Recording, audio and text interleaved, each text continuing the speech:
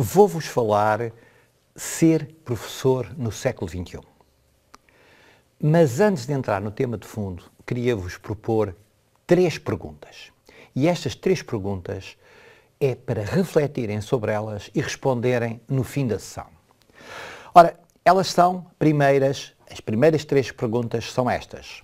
Primeiro, será que ser professor no século XXI é diferente de ser professor no século XX? A outra questão que vos queria também pôr é quais as competências dos professores para a escola do futuro. E ainda, a terceira questão é o que um professor precisa de saber para ensinar bem.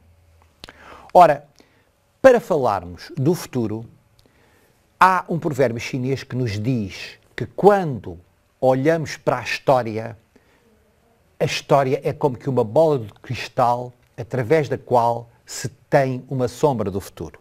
E é exatamente usando isso que eu vos vou falar do futuro. Não posso começar por falar da evolução da educação sem falar de Aristóteles ou Sócrates. Mas o que posso dizer é que durante mais de 2.400 anos apenas uma evolução tecnológica se verificou, o quadro negro, onde os professores vão rabiscando e falando ao mesmo tempo. E que de uma forma jocosa, os anglo-saxónicos dizem que é talk with chalk. Ora, o que acontece a seguir é já no século XX, onde em cerca de 70 anos, isto é, desde 1943, em que aparece o Marco A, o primeiro computador do tamanho de uma sala, em que evolui para pequenos computadores, milhares de vezes mais potentes e dos quais nós não nos conseguimos separar deles. Passamos pelos retroprojetores, passamos pelos projetores de vídeo, pelos slideshows, etc, etc. Mas não podemos esquecer que, em paralelo, evolui uma coisa chamada ensino à distância. Desde o século XIX, onde os conteúdos eram enviados pelo correio tradicional e chegavam, portanto, aos destinatários desta forma, até ao século XX, onde nós temos 3 gerações importantes. A primeira são as universidades abertas, as telescolas, as cassetes vídeo e na última década do século XX, praticamente, nós temos uma coisa que se vem a chamar e-learning. Mas o que é e-learning? O e-learning é distributed learning, web-based learning, computer-based learning, distance learning, online learning e finalmente aparece-nos uma coisa chamada be-learning. Como veem, é uma situação um pouco confusa, mas rapidamente se percebe que o be-learning, ensino presencial e misto, era importante sob o ponto de vista pedagógico, porque só enviar conteúdos à distância funcionavam mal. E estamos, portanto perante a evolução do e-learning que também se projeta em 3 gerações. A primeira geração era pura e simplesmente enviar conteúdos via web, os alunos recebiam, estudavam e depois faziam os testes, e com o aparecimento do be-learning, aparece-nos a seguir imediatamente Stephen Downes e O'Reilly a falar-nos da Web 2.0, que é o quê? É interatividade assíncrona. Vamos ver por isso que nos aparece na fase seguinte George Simmons, que nos fala já de conectivismo e, portanto, estamos perante interatividade síncrona, mobilidade e conectivismo. É, portanto, aquilo que nos propõe o conectivismo. Mas nós estamos confrontados com uma nova realidade. É que o be-learning, que até aqui era pura e simplesmente presencial e à distância, nós temos aqui atividades assíncronas, on demand, e temos igualmente atividades síncronas que podem ser presenciais ou virtuais, em salas de aula virtuais. Portanto, reparem que temos aqui uma evolução enorme. Mas não é só. É que em 2001, Rosenberg já nos dizia que a maior revolução no futuro não será o e-learning, mas será, sim, just learning. Portanto, o desaparecimento do i. Porque é impensável que nos dias de hoje, nós, quer estejamos em salas presenciais ou em ensino à distância, não usemos um misto de cada. Ora, isto leva-nos a pensar que há uma evolução enorme sob o ponto de vista tecnológico, mas em paralelo há também uma enorme evolução sob o ponto de vista metodológico. Nós, durante o século XX, evoluímos do behaviorismo para o construtivismo, passando por Watson, passando por Skinner, portanto com grande impacto durante a Segunda Guerra Mundial, e também por Piaget e Vygotsky. Mas além destes importantes representantes das várias correntes, temos também a evolução, chamemos, e o reconhecimento dos diferentes estilos de aprendizagem que o ser humano tem. Com Gardner e Fleming, praticamente sobre a década de 80, e também Daniel Goleman, que nos vem identificar a dois aspectos diferentes, os aspectos emocionais e os aspectos racionais. Portanto, a inteligência emocional que Daniel Goleman identifica e que é extremamente importante. E, além disso, a interatividade e a iteração, que é-nos apresentada por Alcino Silva, um investigador português da Universidade de Los Angeles. E estamos, portanto, à aprendizagem social e colaborativa, o connectivismo de George Simmons. Como veem, há uma enorme evolução em todos estes processos. Mas, como é que aprendemos? Esta é uma questão importantíssima que nós, professores, temos que saber para podermos utilizar no processo de ensino para os nossos alunos. Ora, o ser humano é um aprendiz multimodal, isto é, aprende por vários canais, visuais, auditivos, etc., com diferentes estilos de aprendizagem, que retém informação na memória de trabalho, isto é, memória de curto prazo, e integra posteriormente na memória permanente. Vamos ver como é que isto se processa. Ora, nós temos um processo de metacognição em que retemos informação na memória de trabalho. É um ato behaviorista, portanto é aquilo que o professor transmite e nós estamos atentos para receber essa informação e passamos depois, através de um processo reflexivo, para a memória de longo prazo.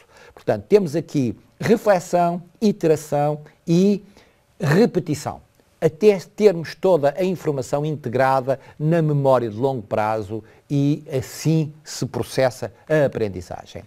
Ora, mas a questão é o que é que devemos fazer para ensinar os nossos alunos a aprender. São técnicas que normalmente não se ensinavam aos alunos. Olha, vai estudar, estuda para aprenderes. Mas não se ensinavam os passos que se deveriam seguir em termos metodológicos para integrar a informação e integrar o conhecimento. E isto é extremamente importante.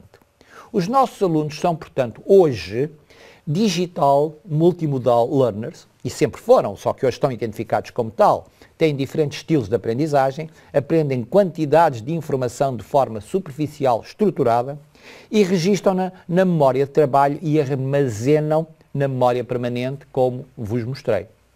Mas, mais do que tudo, pedem-nos cada vez mais conteúdos multimédia. E este é o grande desafio de hoje. É quais as competências que entendo que os professores devem então ter para o século XXI. Portanto, para isso, nós precisamos de saber quais são os cenários que se nos apresentam para ensinar no século XXI. Nós temos cursos em formatos tradicionais e cursos massivos, vulgarmente conhecido por MOOCs, temos aprendizagem formal e informal, temos aprendizagem presencial e à distância e temos aquilo que são a evolução, chamemos académica, através das licenciaturas, através dos cursos pós-graduados, dos mestrados, etc., e o enriquecimento curricular. Não é necessário que seja através de um curso formal. Mas o que vos posso dizer é que os 4 anos de universidade são uma introdução para 40 anos de formação contínua. Este é o desafio para o século XXI. É um grande desafio por isso.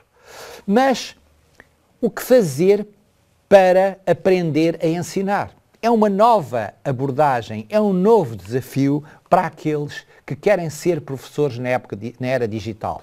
E quais as competências dos professores? Eu diria que há dois tipos de competências, de uma forma muito sintética. Aquelas que são obrigatórias e aquelas que são recomendáveis. Dentro das obrigatórias, eu tenho a salientar que cada professor tem que ser um especialista na sua área científica. Mas, além disso, tem que saber preparar os seus conteúdos em formato multimédia e apresentá-los também, saber fazer tutoria presencial e online, saber fazer avaliação formativa contínua é um instrumento importantíssimo do processo de aprendizagem, saber utilizar um LMS. Muitas pessoas conhecem uma plataforma, mas não a sabem utilizar com a sua profundidade e com todas as ferramentas que estão à sua disposição. E, para trabalhar à distância, há que dominar a utilização de uma sala virtual síncrona. Estas são absolutamente imprescindíveis para um professor ser um bom professor no século XXI.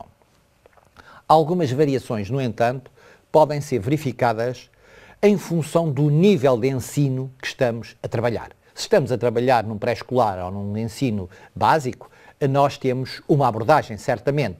Mas se estamos a trabalhar em ensino universitário ou pós-graduado, teremos certamente outro estilo de abordagem. Não varia totalmente, mas tem algumas variações. Ora, o que nós podemos dizer é que há um aspecto fundamental que é comum a todos, que se chama comunicação didática. E a comunicação didática, a pergunta que se põe é: porquê é que a comunicação didática é tão importante? Bom, eu diria que durante mais de 200 mil anos, desde a evolução do símio ao Homo sapiens, nós sempre contámos histórias. E essas histórias foram contadas, portanto, nas paredes das grutas, foram contadas à volta das fogueiras, à família, aos amigos, à tribo, foram contadas nas paredes e nas fachadas dos templos. E essas fachadas eram tão importantes que definiam marcos. Ramsés II diz-nos em Abu Simbel que, a partir daqui, quando desceres o Nilo, é Egito e nada mais. Mas não só na fachada, como também no interior. As paredes interiores dos templos estão decoradas com histórias da história, com importantes questões fundamentais. Mas, não só. Nas cerâmicas, grandes feitos históricos estão expressos. Nas iluminuras, e nas iluminuras com aspectos importantes, que há que ter atenção. É que o aspecto pictográfico era importantíssimo, porque as pessoas não sabiam ler. E a comunicação através da imagem era fundamental. Nós vemos isso, por exemplo, nas paredes das grandes catedrais, onde as histórias da Bíblia estão lá representadas. Ora, há até quem diga que os animais falavam. Não há, de facto, registros científicos disto, mas que dizem. Bom, mas estamos hoje perante um novo renascimento. E esse renascimento é uma procura da cultura global no espaço planetário.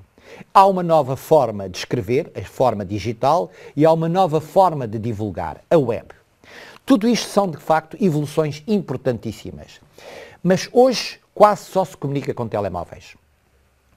Perdeu-se parte da importante forma de contar histórias. Em qualquer lugar onde se esteja, é o telemóvel que é o instrumento básico de comunicação. Até em ambientes familiares já não se contam histórias, vê-se TV, pouco mais do que isso. Mas o que eu vos quero dizer é que substituiu-se pelas apresentações. Mas a maior parte das apresentações tem um valor muito baixo em termos de comunicação didática. Não é os chapões de letras, não é as cambalhotas das coisas, etc. É preciso que as apresentações sejam bem estruturadas em termos de comunicação didática. Mas isso vê-se em qualquer cultura.